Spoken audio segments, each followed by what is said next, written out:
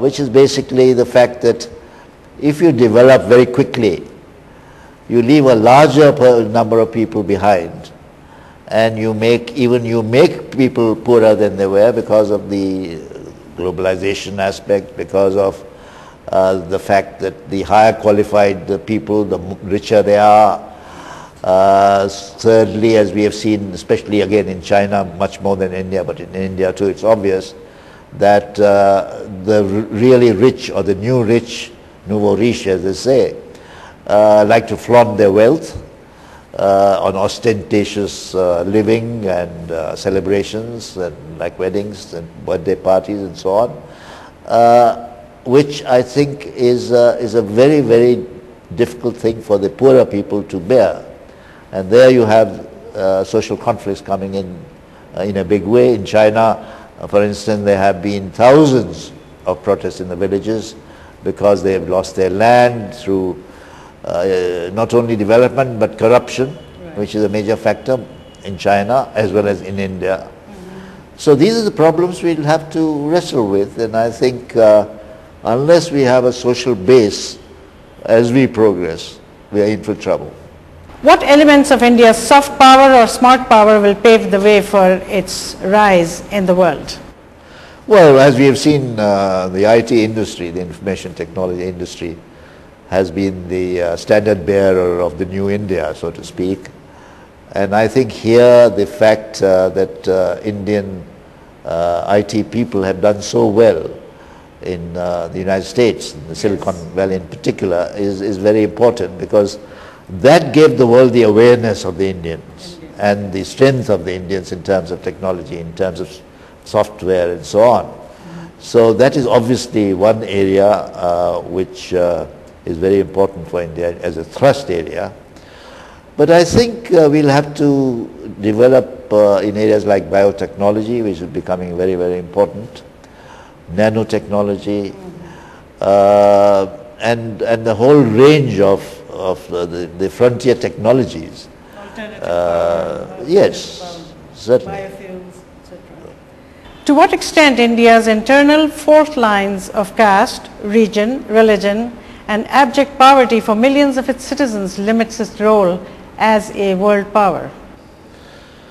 Well, caste, of course, is a factor that often pulls people back, but it's a part of the matrix, and we can't change it in overnight or But do you think it is changing? It is gradually changing in terms of urbanization and industrialization and so on, but it is still very much there. Religion again is one of the problem areas in terms of deciding the future of the country, in a sense, because we are very large, for instance, Muslim population, but there are others like Sikhs and Gans and various others, Christians. And if you are going to promote chauvinism of the majority, or what I call chauvinism of the majority, either through the BJP, the opposition Bharatiya Janata Party, or otherwise through one of its ancillaries of what is called the Sangh Parivar, you're going to atomize the Indian political scene to the great disadvantage of India. So we have to be very careful about that. And you think that there might be drawbacks? They might be drawing India back? Certainly. To the extent that you, for whatever reasons, whether political, opportunistic, or we believe in things, if you're going to emphasize the divides in India, especially in terms of religion, you're asking for trouble. Because here you are discussing, I mean, they're called minorities, but you know, if you're talking 150 million people, right, I mean, it's rather, yes. So, yes. So obviously you're going to have trouble unless you can cope with that. What are the worst best case scenario for India by 2025? Worst case is that we will get into this religious business. Religious business in terms of the antagonistic aspects of religion. You mean we'll be politicizing religion? Yes, which is, yes, a lot more. The best is that there'll be more people on the ladder of prosperity and happiness, at least that we have the basics of life for everybody, which is the least a modern nation state can do. What are the worst best case scenario for North-South relations in 2025? How will it impact India? Well, North-South relations are going to be problematic anyway for a long time, particularly if you consider the African continent, which is the least well off, I think, in the world of all the continents. The basic problem is that as all the various developing countries summits of one kind or another, whatever the label you put on them, have revealed, there is really not enough South-South cooperation. Okay. And that is a basic problem, because obviously the developed countries have their own interests and their own worries and so on.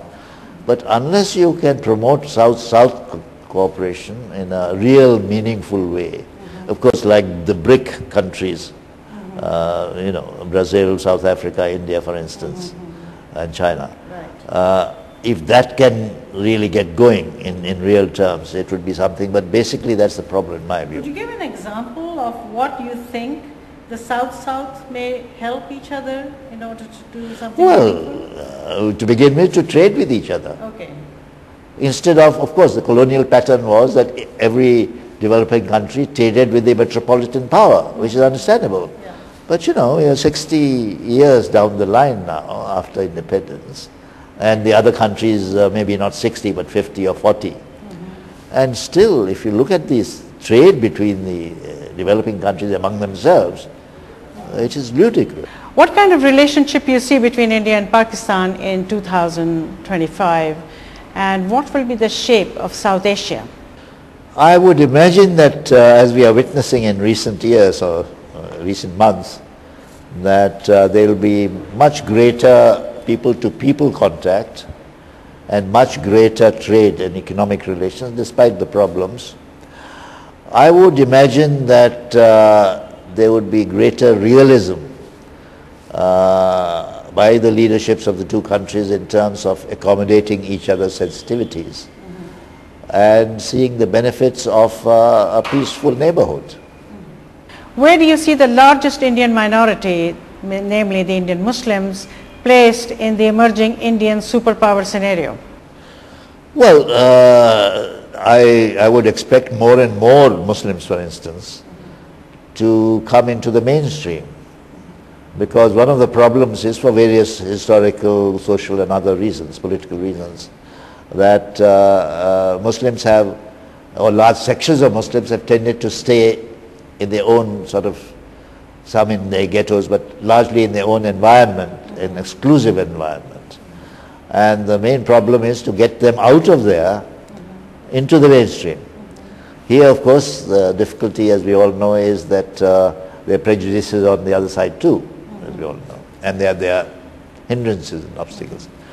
But I would imagine that there will be many more Muslims who are in the mainstream of tomorrow, India of tomorrow. At this point, there are about 2% Muslims who are in administrative services or military, whereas their population representation in society is anywhere from 12 to 15%. So the fact that they are quite marginalized will take a long time. What do you attribute the reason to for this marginalization?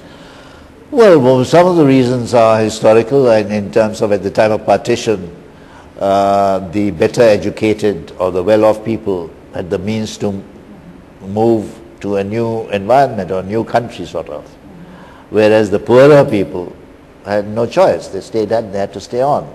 So you took away the cream, so to speak, of Muslims to build the new nation, which you needed, of course, to build Pakistan. That is one factor. The other is that if you have divisive politics of the BJP or Sangh Parivar kind, then obviously it encourages prejudices.